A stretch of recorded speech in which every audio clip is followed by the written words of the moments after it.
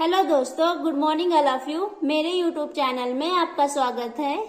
आज हम पढ़ेंगे बीए फर्स्ट ईयर का पेपर नंबर 2 जो है शिक्षा के दार्शनिक और समाजशास्त्री परिप्रेक्ष्य, इंग्लिश में कहते हैं philosophical and sociological perspective of education.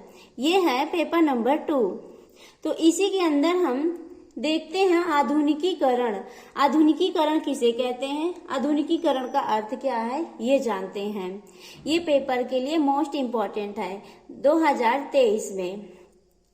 तो आधुनिकीकरण का अर्थ है आधुनिक युग विज्ञान और तकनीकी का युग है। आधुनिक युग मतलब वर्तमान में युग विज्ञान और तकनीकी। तकनीकी का मतलब होता है टेक्नोलॉजिकल, जो टेक्नोलॉजी होती है वो तो का युग है। इस युग में वैज्ञानिकों ने जो खोजें की हैं, वैज्ञानिकों ने इस युग में जो खोजें की हैं, जो आविष्कार किए हैं और जो शोध किए हैं, उनसे समाज में क्रांतिकारी परिवर्तन हुए हैं।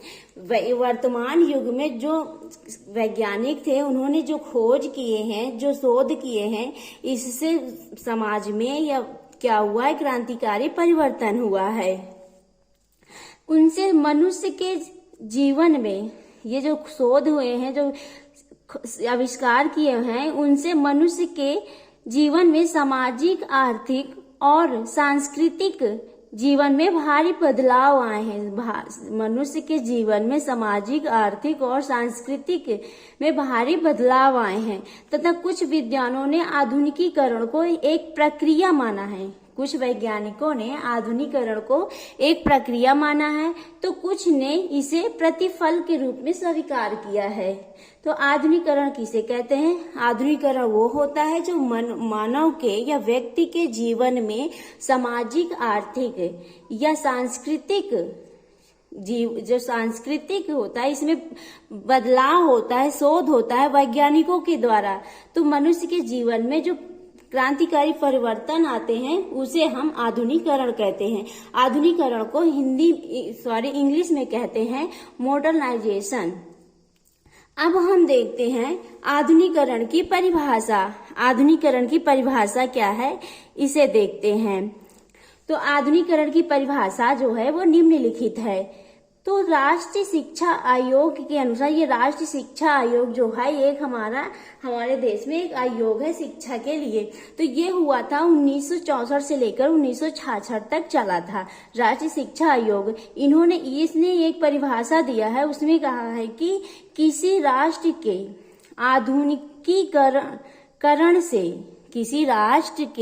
आधुनिकीकरण से तात्पर्य है कि विज्ञान एवं तकनीकी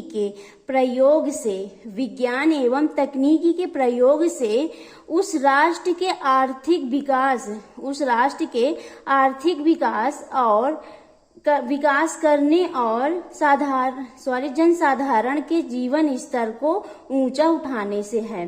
तो जो राष्ट्रीय शिक्षा आयोग है, इन्होंने कहा है कि किसी राष्ट्र के आधुनिकीकरण से तात्पर्य है कि विज्ञान एवं तकनीकी वही जो टेक्नोलॉजी है, उसी से इसके प्रयोग से उस राष्ट्र के आर्थिक विकास करने और जनसाधारण के जीवन स्तर को ऊंचा उठाने से है। ये कौन कह रहा है? राष्ट्रीय शिक्षा आयोग। उपर्युक्त परिभाषाओं से स्पष्ट होता है कि किसी मनोवैज्ञानिक या तकनीकी के माध्यम से, उपर्युक्त परिभाषा से स्पष्ट होता है कि किसी मनोवैज्ञानिक या तकनीकी के माध्यम से मानव जीवन में आर्थिक, सामाजिक व सांस्कृतिक क्षेत्र में वृद्धि या परिवर्तन आना आधुनिकीकरण कहलाता है। ये है आधुनिकीकरण। अब हम देखते हैं आधुनिकीकरण की विशेषताएं।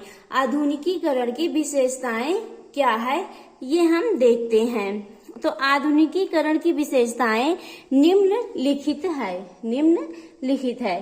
पहला क्या है, बढ़ता हुआ नगरीकरण। नगरीकरण में जो नगर बनते हैं, इसमें बढ़ता हुआ जो नगर, एक नगर से 2 नगर, 3 नगर, ये जो बढ़ रहा है नगर, गांव से नगर बन रहा है, ये बढ़ती हुई साक्षरता, मतलब बढ़ती हुई जो साक्षरता है।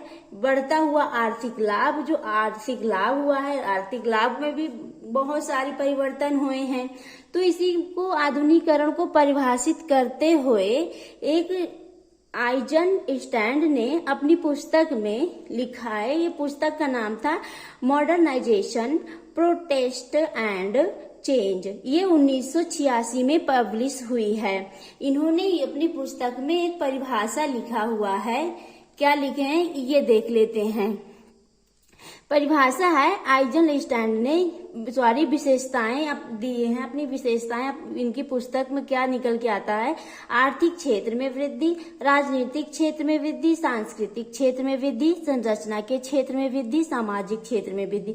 मतलब इनका कहने का ये है कि समाज में जो आर्थिक है, आर्थिक क्षेत्र में भी आधुनिकीकरण से वृद्धि होती है, राजनीतिक क्षेत्र में भी वृद्धि होती है और सांस्कृतिक क्षेत्र में वृद्धि होती है। सांस्कृतिक का मतलब होता है जो हमारे पहले संस्कृति, उस समय से पहले की क्या जनसंख्या बहुत थी, आर्थिक क्षेत्र में बहुत कमियां थी, तो वो सब हमारे अब वर्तमान युग में, आधुनिक युग में इन सब चीजें की क्या हुई, वृद्धि हुई है।